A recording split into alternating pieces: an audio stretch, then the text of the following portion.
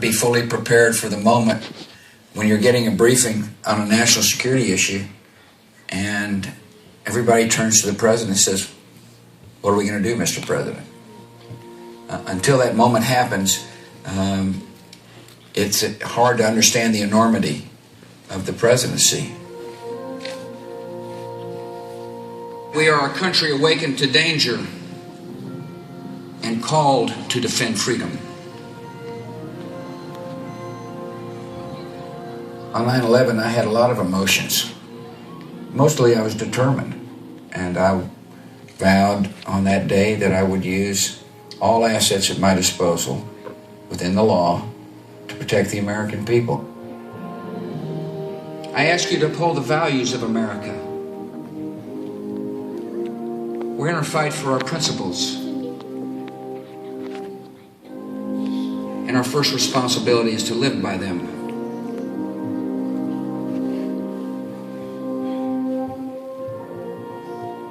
I decided it would help if the president showed up to a baseball game right there in New York. We went to Yankee Stadium for the World Series. That big crowd, the first responders, the firemen and the police, we were still reeling from that terrorist attack. And it was really important to George to show that the president wasn't afraid to be there.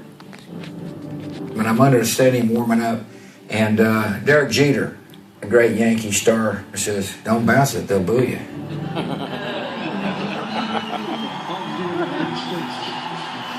And so I'm thinking, "Don't bounce it, they'll boo you," as I walk out to the mound. The baseball felt like a shot put.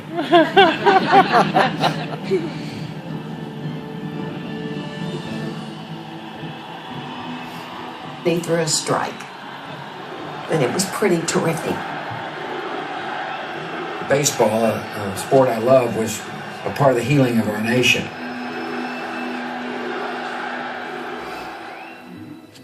I believe one develops a set of principles through a faith, how you were raised, and where you're raised.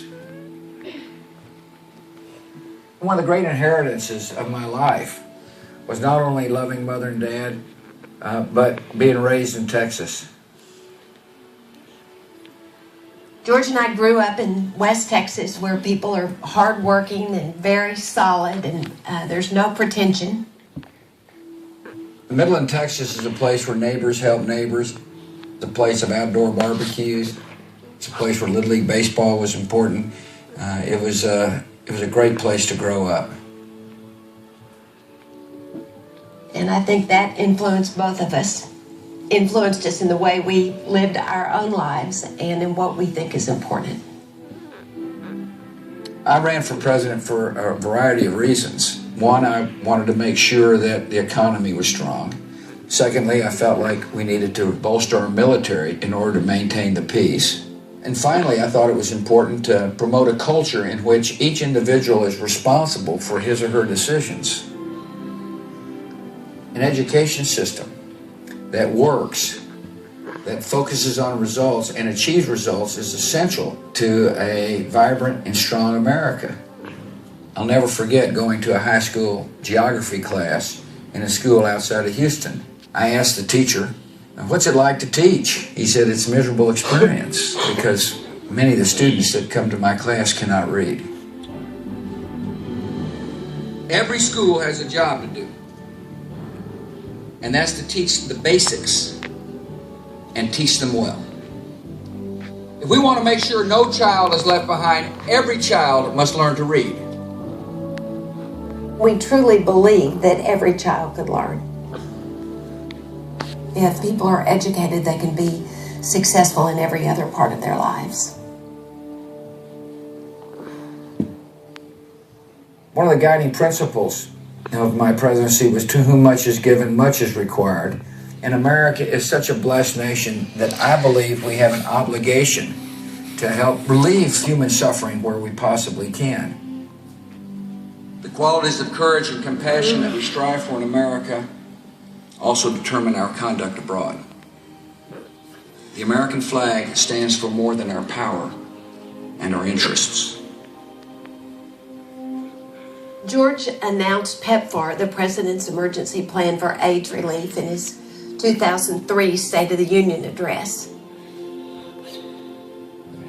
Many hospitals tell people, you've got AIDS, we can't help you. Now, I fully understand that Americans were concerned when I asked Congress to spend their money on AIDS in Africa. But in life, you've got to set priorities. And a priority of saving lives is a high priority for any nation or any person.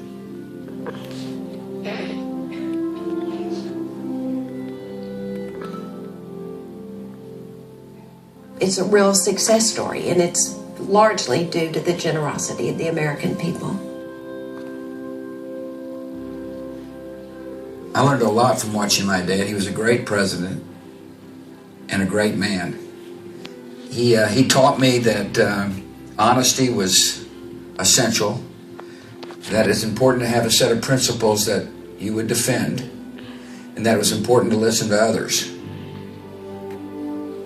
I never could have run and won for governor or run and won the presidency without the support of Laura. Well, I sometimes have a few rough edges, and she's got the capacity to polish those rough edges with her strength of character and her kindness and her loving nature. I think George and I really are very well matched. He likes to talk. I like to listen.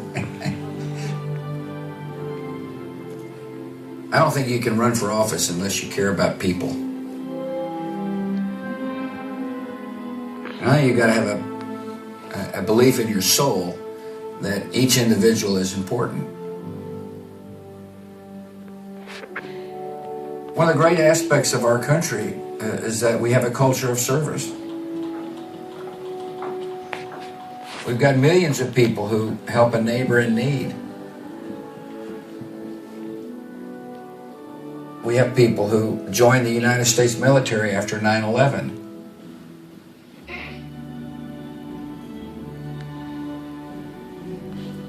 Any commander-in-chief ought to develop a special bond with the military. Because the toughest decision a president makes is to send men and women in harm's way. I've watched our troops bravely defend our country and bravely work to spread democracy. The best hope for peace in our world is the expansion of freedom in all the world.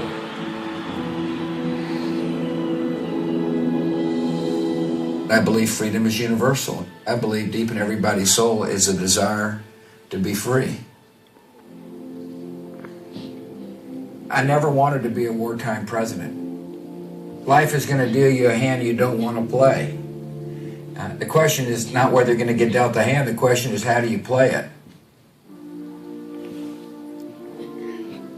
In my case, I had a set of principles that I had developed throughout my life. And by the time I became president, I was willing to defend those principles. I love America, and I love what America stands for. And to be the president of a country I love was a huge honor. We've been through a lot together. We've met challenges and faced dangers. The state of our union is strong. Our cause in the world is right. And that cause goes on.